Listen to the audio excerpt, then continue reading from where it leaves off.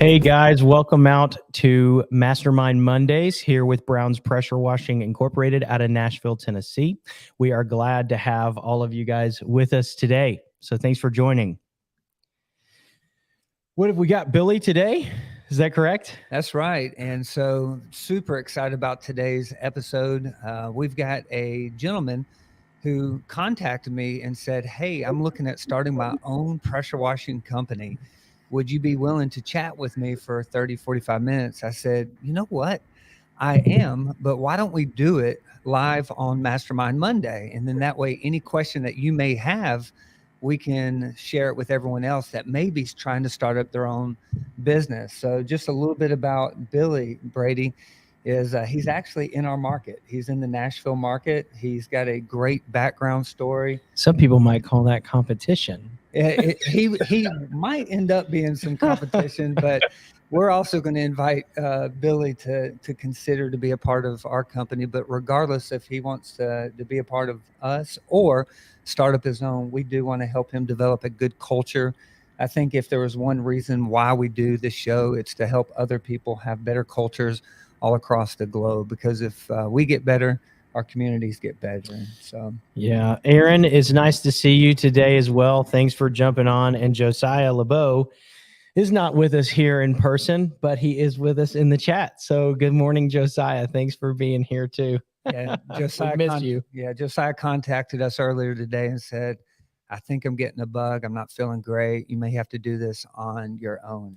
And so, would you agree that Josiah is the best of both of us? I would not. I wouldn't disagree. I wouldn't disagree. Yeah, best. Like we've got that's a long conversation. It's a different dynamic, but he's the best of both of us. Yeah, for sure. And he's definitely better than me.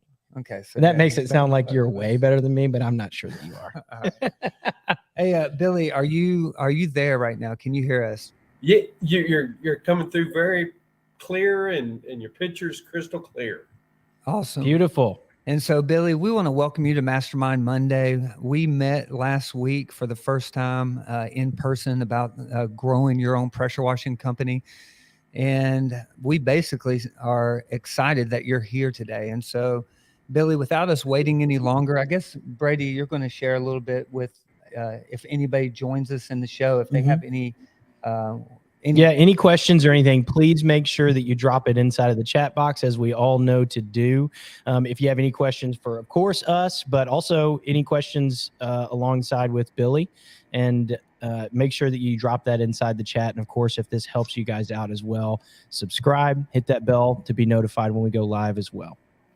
Yep. And so this is our how to grow or how to even start your own pressure washing company. And so on the very start of it, Billy, we got to let you know that we are not licensed to give you legal advice. We're going to basically share what we've learned, and maybe you can find something helpful from what we've done. Okay? Yeah, sounds good. All right, Billy. So go ahead and let's start with your first question that you may have. Yeah, just what made you choose going into pressure washing? I know you kind of left your other job, but what made you choose pressure washing specifically? That's like the first and last question. We'll be talking about that the whole time. Yeah, that's called an internal motive of why. Yeah. And this can get me in a lot of different directions. And so, Billy, I want to thank you for asking that question. But for me, it was trying to figure out how I could provide for my family if I was no longer in ministry. I had just gotten to a stage inside of the church. So I was a former pastor vocationally for 22 years. And I just started wondering, how am I going to provide for my family if I'm no longer in ministry? And so, Billy, you know what I did? I Googled top 5 businesses to open with 5K or less. So you're telling Billy that a Google search determined it? Yeah, Billy, I Googled it, and Google helped me with it. And Google said I could start taking pictures of cats, which at that time, cats did not go to heaven. Only dogs did. But now I've got 2 cats. One of them staring at me, and another one should be growling at me here in a second. Yeah. But another one of them was pressure washing. And I had a friend right outside of Winston-Salem called Parker's Pressure Washing.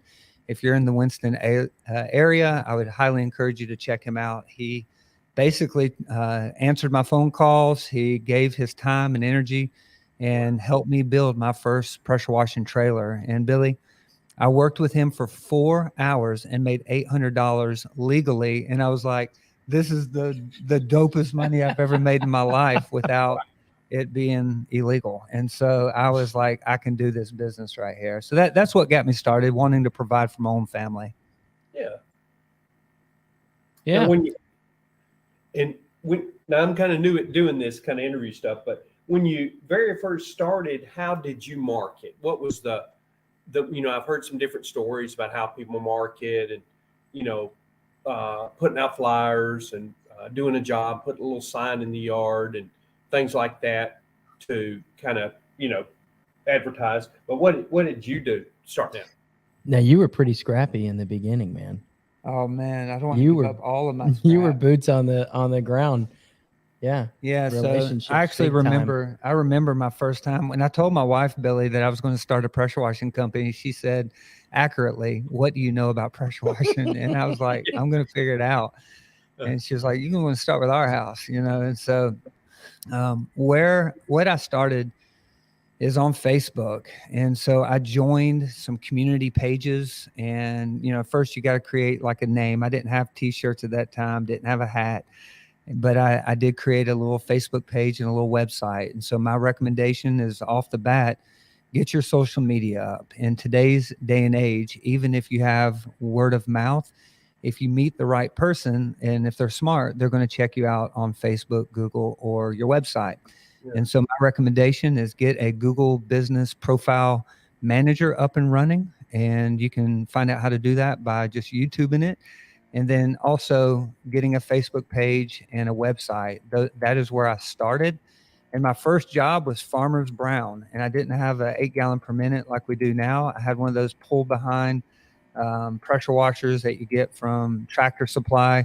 And it was a long day to do a small job. And it was the only time I ever used anything smaller than an 8 gallon per minute pressure washer. After one time doing that, I was like, I'm not doing it anymore. And so from Facebook, I started developing door hangers. And every time I pressure washed a house, I would go door hang the neighborhood. And so I would recommend door hangers, Facebook, and then just word on the mouth. Every time, help me out. What was I trying to say? Word of mouth. Everyone I met, I basically shared with them, hey, by the way, I have a pressure washing company. If there's anything that we can do for you, please let us know. We'd love to turn your business. And so that's kind of how I started. Door hangers, social media, Facebook all day long, and went from there. Yeah, I think your job as an entrepreneur or a salesman is to always be selling constantly. And that goes much farther past the business. But if you get the principle of always be selling, you'll always be selling to anyone, yourself, who you are. And for any of the newcomers that are in the chat, I want to let you guys know right now we're interviewing Billy. Billy's actually in our local market, thinking about starting a pressure washing company. We hung out with him last week, asked him to come on the show and share some questions and hurdles that he's jumping over. So if you guys have also got any questions, make sure that you drop those in the chat below, and we'd be happy to answer those alongside with Billy. Okay. Now, when you first started, I'm assuming you probably worked out of your home for a while and maybe stored your trailer in your garage or in your driveway or covered it up until you got pretty, built up a customer base and you started growing and probably had to rent out a facility. So did you start in your home? Yeah, Billy, thank you for that. You want to make sure you check your HOA rules. And if you're not careful, you can outgrow real quick. The way I started is I converted a $300 boat trailer into a pressure washing trailer, and I didn't have a ton of cash. I took out 2 PayPal loans and built our first pressure washing trailer, and that was parked in the back part of my yard. And so we started there, and our community was kind enough to let us grow to about 3 or 4 trucks before I ended up getting booted out of the neighborhood.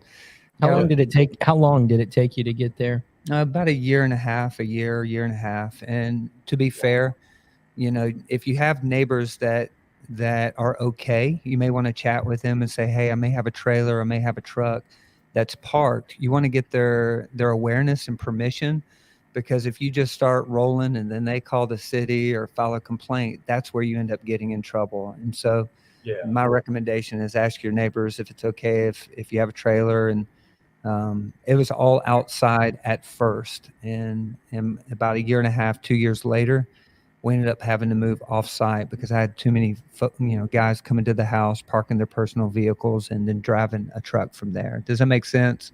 Yeah, exactly. Yeah.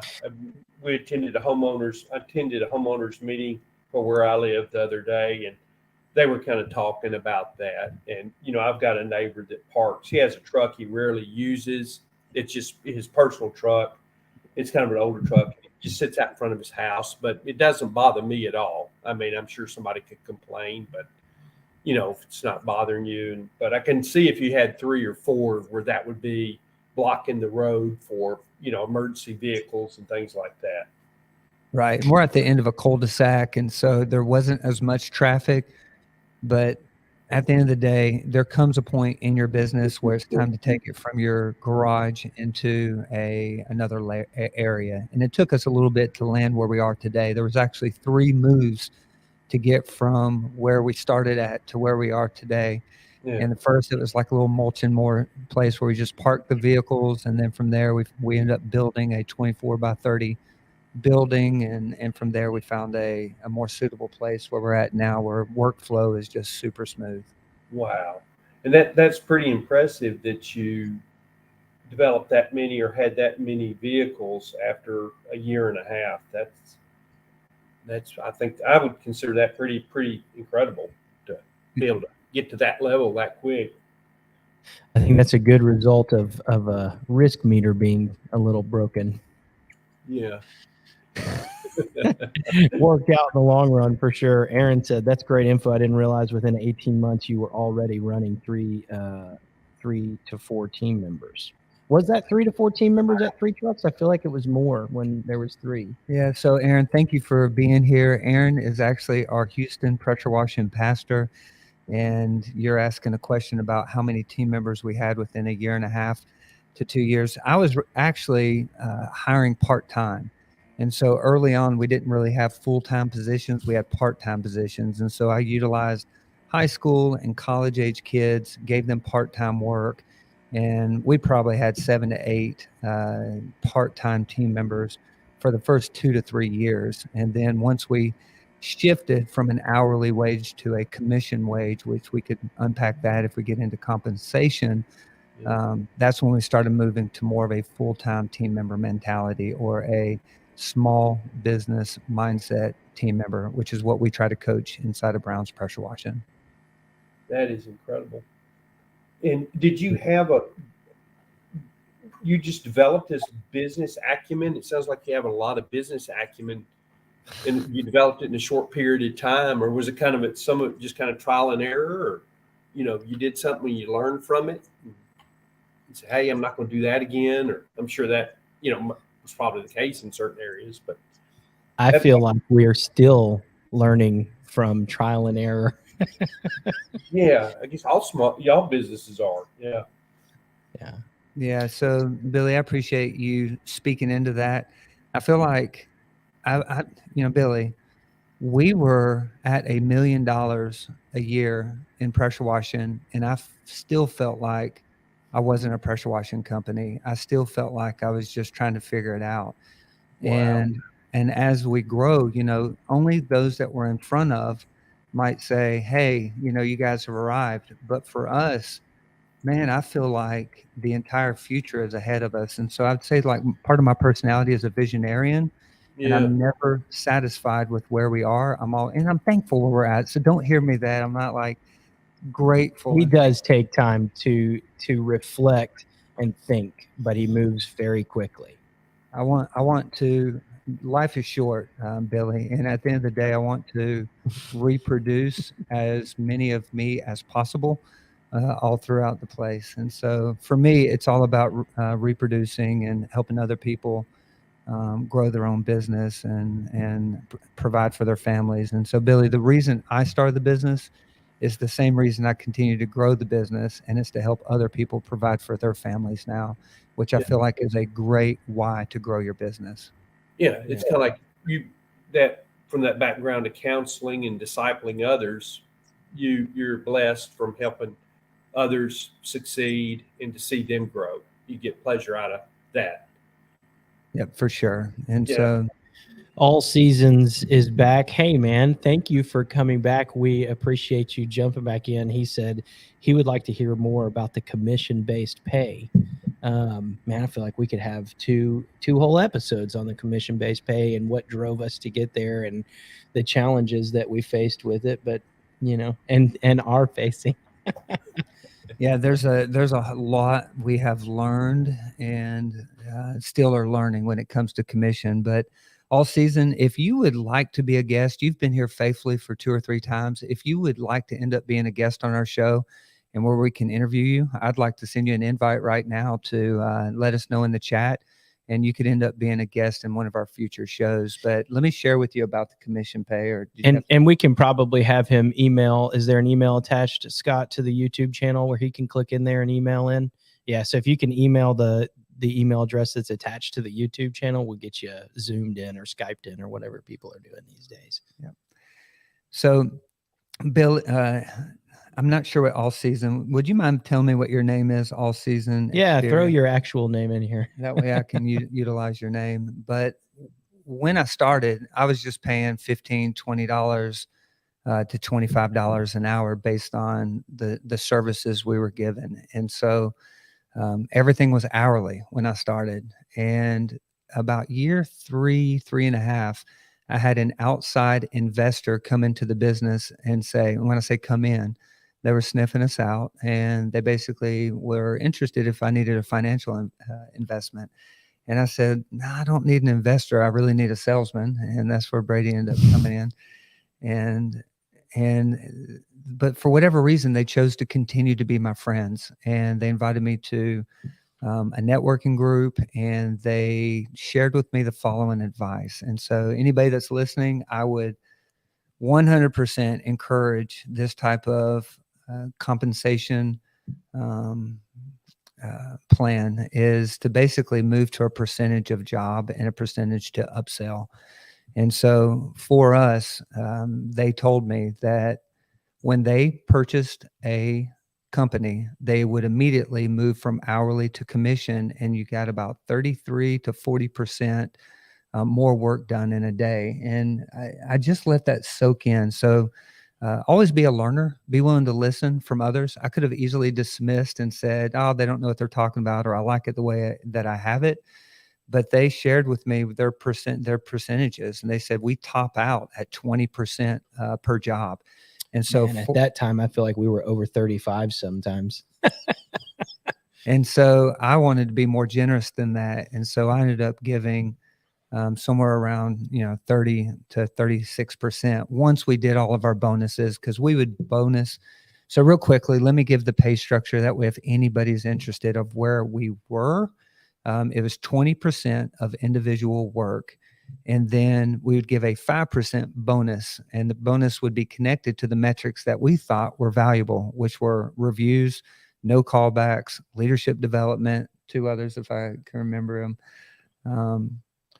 No damages, right? Yeah, something like damages that. and callbacks were supposed to be the same thing. They wound up being separate, I think. But anyways. Then a certain amount of reviews each week. And then we had, do a certain amount of work each week. So if they hit over, $4,500 worth of work, I gave them another 7,000. I gave them another 1%. So we basically said, hey, you're a small business owner. We grab the jobs. We will market, we'll grow, we'll give you a vehicle. Now you get to go off and do the work. And then you get a percentage of whatever work you get done. And then we also gave them a percentage of their upsells, which also gives them more opportunity to provide for their family. And so it would be anywhere from 4 to 8 to plus percent to make money. So that was the compensation rate. And what that allowed us to do was no longer during the winter would I have to worry about how to provide for somebody. That person could then provide for themselves based on knowing how to sell or how to do work. And then if there was a callback, it wasn't on my dime. And then if they're sitting around the truck, it's not on my dime. They're able to get as much work as they would like to get done throughout the day and get a percentage of it. So it's the best way for me to help them have a small business owner mindset. Yeah. And I think when we say to be a student, there's so much that we're constantly learning. I don't want to say like, never say never, that we'll be with this model forever. And also the commission side came at the right time. I wonder what it would be like to start from ground zero on a commission based scale. And we're trying it in other areas. But ultimately, being adaptable, coachable, and teachable to the people around you are going to get you in the position that you want to be in. Payne Stockard says, what are some good signs that a customer is just joshing you around? No pun intended. Basically, I'm asking, when should I stop pouring energy into someone who's not going to actually hire me? That's a really good question. I'd like to say it seems obvious. However, it may not be, in terms of, if you've followed, I'd say this, if I've done an estimate and I've hit at this point the 4th or 5th follow-up, likely they've hired someone else and is not responding. But if they are responding, just kind of dragging you along, saying things that sound like, well, I've got a lot of relationships, and if you just do this for me, I mean, you're going to get a lot of work. I've heard that more times than I can count, and it almost never results in what that is. And so I would say it depends. It depends on, is this the only person you have on the hook right now? Because if it is, I think I'm going to them and I'm saying, stop joshing around with me. Are you going to hire me? And just getting really direct. And then if it's not, stay upstream, like move upstream. Let somebody else be joshed around by that person, I think is where I would be at. Yeah, Payne, let me share with you some pain that we've had, no pun intended. We have been led down long rabbit holes by guys that are just trying to promise us more work if we do a certain amount of work. And then at the end of the day, they don't even want to pay you. And so I would say, don't get taken advantage of. There are two types of negotiations. There's collaborative and combative, and knowing what type of individual you're dealing with helps you understand, is this a collaborative negotiation or combative negotiation? Meet where they're at and then move on, and don't spend too much time, because they'll end up taking you for a longer ride than you wanted to originally go on before. But let me do this before we keep on going. We've got 8 minutes left. We can go a little bit longer if we have more people asking questions, but I do want to be fair to Billy. Billy, did you have some more questions that you wanted to present while you have time? Absolutely. I got a few. I'll ask you this one, and the rest of them goes to pressure washing, questions about the pressure washing itself. What accounting system did you start out with? Some people use a spreadsheet, but some people use, what did you recommend starting out with? So I would recommend QuickBooks. If you're starting out from scratch, just do it right the first time. And for me, it was like paper napkins and receipts and everything inside of envelopes and things in the back of the car and the bags. Like it wasn't done proper. And so, Billy, if I had to do it all over again, I'm starting day one. I'm opening up QuickBooks online. I'm going to learn how to navigate what's an expense, what's an income, and then start seeing everything in front of me. And I would be a student of that. And if you're not a student of it, you'll end up spending so much cash wasted that's not going to move you forward. So that would be my encouragement to you. Okay. And I'll get more into questions now about, I was always, I've done a few houses before, soft washed, and, I like doing my driveway, and I've done a few driveways before. And when washing around doors and windows, I've always thought about, water weeping in up under the threshold or getting into the house and things like that. Do y'all see that that's a problem? I was, when you see somebody pressure washing a house, and of course they're not putting direct pressure down there where the door meets the facing and stuff, but do you ever see that water weeping in there and creating a puddle in the house? Or for sure, Billy, we definitely see that as a problem almost daily. Yeah. One thing I think you can do on the front end is before you ever show up to do the job and almost before you win it, you might wait till right after you close it, but right when you do, setting a super real expectation. And something that I've done thus far is like, hey, we don't really clean around doors anymore. That's kind of a homeowner's expectation. Even when you set the expectation for them to make sure they put towels down and do whatever around the windows, they're still just, after it's done, people can be a little bit more angry about things like that. So at this point, I just say, hey, I'm not even going to risk stripping the paint stain or weather stripping off this door. We're going to just kind of clean around it a little bit. But at the very least, set a real expectation and say, hey, it's very likely some water gets in. Make sure that all doors have towels by the threshold that's there. Yeah, Billy, let me give you a shotgun or an Uzi real quick of mistakes that we have made. I would encourage you, if you are dealing with, if you have any type of chemical that you're using, if you don't know what surface you're hitting is made out of and what that chemical will do to that surface, you can strip paint, you can discolor gutters, you can end up getting water and soap underneath a threshold that ends up putting a ton of damage. You can shoot through windows and get the carpet bleached. There are so many different things that you have to be aware of, and you have to be careful as you go. And so there are a lot of concerns, and you want to be slow and make sure you know what chemical reacts to what surface type, what type of metal, what type of wood, what type of paint, because all of those will determine whether or not you end up getting damages and getting sued. And I would say this, you can do as much research as humanly possible to try to prevent those things. And that's what this channel is about, is helping you guys not make as many or the same mistakes that we've made. So definitely make sure to subscribe and continue to stay in here with us. But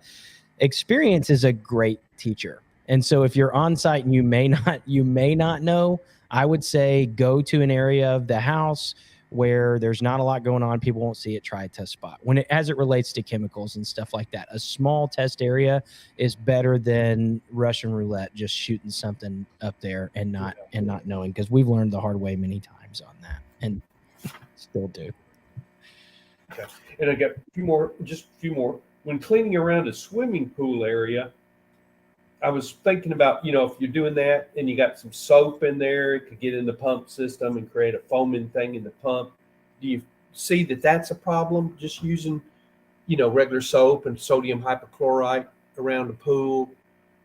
We see that it happens. Whether or not we see that it's a problem is another question. Yeah. I would say we tell the clients we do everything in our power to avoid getting dirt, soap, everything in the pool. Again, setting the expectation up front that, hey, realistically, there's probably gonna be some soap in the pool. And there's realistically probably gonna be some dirt in the pool.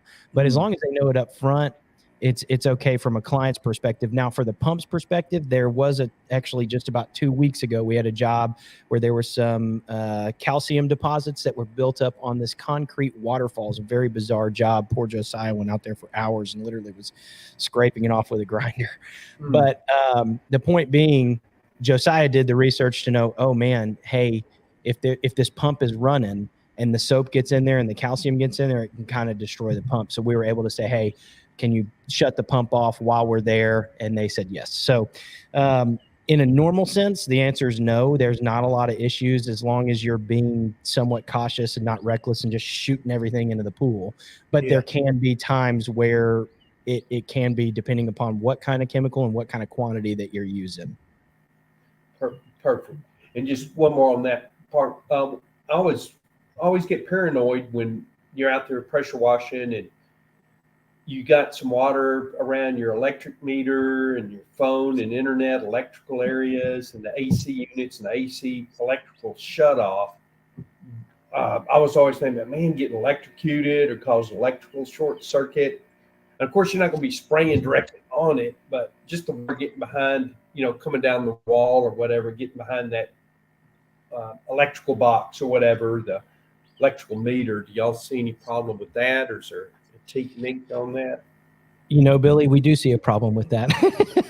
I was telling Brady, no, there's no problem whatsoever inside of that. Do you want to share maybe? Yeah, for sure. A couple things. We've got a few more questions, guys. We see those rolling in, and we'll get to them as soon as we answer some of Billy's questions. Since he's a guest, he's going to take a little precedent. But I would say for sure we see it as a problem.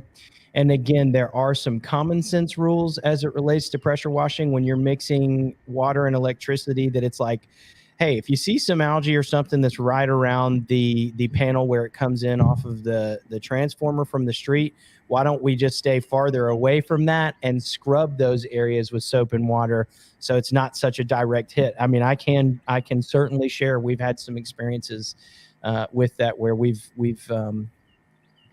had some fires happen in a long short, and a lot of that is also due. We've washed at this point the thousands of homes. It is extraordinarily rare, which tells us, out of analyzing that data, it's likely not negligence that is doing that. It's likely how the box is sealed, or for that matter, not sealed. Now, there's some common sense that goes into it for sure. However, we come to your property expecting the home is prepared and ready to be washed in terms of exterior electrical boxes, furniture, cars needing to be moved, all those kinds of things. And that's all stated up front from a salesman as well as in the paperwork. So there's a lot of saviors there. But yeah, just using your better judgment if something looks a little fishy. But for the most part, I mean, 99.9% of the time, it's fine. But there can be issues where things are not sealed up well enough and water gets in. Yeah, and Billy, you'll always be held responsible and accountable, even if it's somebody else's neglect. And so if a homeowner or a house or an apartment complex hasn't properly sealed the backside of it, they're designed to be able to withstand rain and storms. But if it's not proper, you can end up getting water on the backside of that, and it can ignite and catch on fire, and you've got yourself in a lot of trouble. And so, and even if you want to debate or anything, it's not worth it for us. It's a lot wiser to go ahead and just say, what can we do to make this situation upstream? Right? We want to stay upstream as often as possible. Keep those kinds of issues and the people that josh around with you in the back. Like, let's just keep going upstream. All Seasons says, are y'all running 1-man crews or 2-man crews? Yeah, so we try to do a 66% solo crews to 2-man crews. And so if you're trying to hit profitability, the idea is to train everyone that you can to be a solo crew member while you're training other people for the future to be a solo team member. And so if you've got if you're hiring people and you're scaling, you need to have one person that's training the new people that will one day be solo people. But if you have 5 trucks running, ideally, it'll be nice to have 3 of them to be solo and for 2 of them to be 2-man crews. It's the best way to keep a pipeline of solo workers, which is the most profitable way to run your business, is that solo mark. And All Seasons' actual name is Carson. And Carson, I would say this too. There's a reality to the fact that not everything can be done solo. So you will forever always have some 2 and sometimes even 3-man crews. You also, as you will grow and scale, you'll learn which guys are kind of better or quicker, or something at solo type work, being flat work or just a house wash. What kind of guys like to recluse and not work with other guys? Like, there's a dynamic there where you learn your team members and find out how do they actually operate the best. What do they prefer? People might think that sounds silly to say, what do my team members prefer?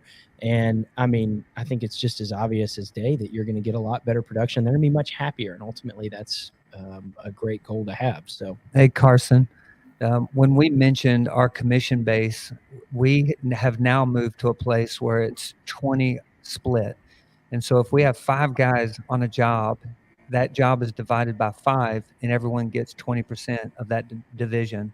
And so now it doesn't kill us if we have 2 guys in a truck. Originally, I was trying to help our guys out, but I was killing our cash flow in the process, where I was giving guys, 13 to 15% when they were divided out on a job of the whole, which ended up making it like 26 to 30%. I know the math may not make sense unless it's written down, but moving the company to 20% maximum as far as the full solo trained team member is the best way for that profitability. And I want to make sure we get back to Billy here, but I will touch on that. The obvious point there is the more guys you add, the less money they make individually, but the quicker they get it done. And typically the more responsible they are, as they're not the only guy dragging hoses over brick walls that'll fall apart, or, you know, there's a helpmate there. There's a teammate there. So yeah, they're definitely make less money, but they get it done much quicker and sometimes more efficiently. Yeah, and then it also all depends on the service. And then it can also feed your upsells. If you have two guys in a truck, you're more likely to have a team member that says, hey, let's go ahead and try to add a roof clean or to add a neighbor's house wash. And so there can be some morale and upsell when you have two men in a truck. For sure. And Billy, we'll come back to you now, man. Sorry that we're getting taken away a little bit. Oh, you're fine. I was looking online. I bought some stuff, just a few things from a company called Water Cannon. I didn't know if y'all had a supplier that y'all use, and what do you think's a good, like a surface cleaner for, say, a 3.8 gallon per minute, 4,000, 3,900, 4,000 GPM unit. Now, let me answer. Yeah, please do. And so, Billy, Water Cannon, they have a fantastic group of team members over there. And so it doesn't really matter where you choose to go, just choose to stick somewhere. And so in the Nashville market, I prefer to know the guys that we end up buying from so we can get personal feedback from. And so Mike at Absolute Chemical is a gentleman that you can reach out to, who I would point you to. And then that way you're keeping the money also in our market, in the Nashville market. And so if you're in Houston, if you're in wherever city that you're viewing us at, don't try to think, where can I get the cheapest product from? Think, where can I have the best relationship from? Because those folks are going to end up answering your phone call when you need help. And there's going to come time that you need help. And then the product that Water Cannon sells you, Mike might not be able to help you with, or the guys down at, there's a power wash store here as well in Nashville. They're great people. And if you buy from them, they can end up helping you when you have the wrong orifice inside of your surface cleaner for the size pressure washer that you're using. And so, Billy, this gets into a lot of science, but your gallon per minute, your pressure, your orifice size, all plays a role in whether or not you're going to damage somebody's house or not. And there's guys that think that I'll just turn the pressure up and put a brick or stand on this surface cleaner while we clean this flat work, and then end up scarring the concrete and end up causing a ton of damage. And then they're gone because they can't back up their work because they didn't make enough from the job. And so let me encourage you, Billy, use Water Cannon if you want to use Water Cannon. If I were you, I would go down to Mike at Absolute, build a relationship with my local or the power wash store, somebody that's local in your market. For me, it's about relationship above all else. And so build a relationship, find people you can trust, and let them diagnose what you're doing. Okay. Yeah, and I think you'll hear us say that a lot, Billy, and everybody else in here, that relationships are the currency of life, and we actually do operate under that understanding. We believe in that. And so, for example, I had a salesman, one of our sales reps the other day, kind of lost a job because someone came in and undercut him by $1,000. I don't know how they're doing it, but the point is we lost it. And I'm like, look, for the sake of the profitability, we can't do that, but ultimately, if we focus on winning relationships over jobs, or winning relationships over the best deal, or winning relationships over anything else, it will shake out. And so forming a relationship long-term that you can have in your local market for all things chemicals and everything like that is ultimately going to lead you to better results, even if you are spending a little bit more every now and then. I mean, you got to value the relationship. Carson, maybe, they just dropped it in there. So go ahead and drop for that. They undercut us by $1,000, and it was only like a $2,200 job or something like that. Wow. The guy was like, I'll do it for, sorry, I'm responding to Payne Stockard in here. It was actually crazy. I don't know how even just the chemical cost alone I'm not sure how they're doing it. This is where if there's a customers that are watching this, and I'm sure mostly pressure washing companies, and you really want to make sure that it's apples to apples, to make sure that you've licensed, insured, they're using soap. Like some guys pressure wash with just water, and they're not doing their homeowner any favor whatsoever. They're just using high pressure, not killing the green on there. I don't want to be careful what word I use, but not killing the green that's on there. And you end up damaging the siding in the process, whether it's paint or vinyl. And so it's nice if you're negotiating to say, hey, are they licensed and insured? Are you sure they're using soap? Because it costs to do a great job. Something that I find extremely helpful when I'm getting beat on price is a few things. One, most importantly, like he just said, questions are great. Ask the customer, how much PSI are they using? When you use terminology like PSI, what solution ratio do they have on their bleach mixture? How hot is it? Those kinds of questions do two things. It says, I know what I'm talking about, without saying I know what I'm talking about, but it also informs the customer that, hey, I'm here for you. I'm trying to make sure that you're going to be protected and taken care of. And so questions are really great in those times when you're getting beat on price. Yeah, I'm going to say that's a clip right there. And so our YouTube ninja, that clip alone is worth so much in negotiation when you can end up asking the customer questions in regards to a price beat out. That is a lot of wins inside of that conversation. So I love that clip. And you really get an opportunity to just be honest with the person that's in front of you and value, again, the relationship over winning the job. There's strategical ways to say, hey, we're better than those guys without saying that, and it's all relationships. So Billy, what else you got for us, man? I think that's it. I had some questions that were, had to do with, tax liability, but that'd be more of a question for a CPA or something like that. So I won't ask you that. So, yeah. Let me answer that a little bit, because there's going to be many that come into this video asking that same question. And so, Billy, will you just present the question that you kind of presented at the beginning, and I'll try to answer it the best that I can right here. Oh, okay. All right, then. In addition to the LLC lessening your liability on your personal assets, do you feel the LLC offers, I already know the answer, but offers better tax benefits?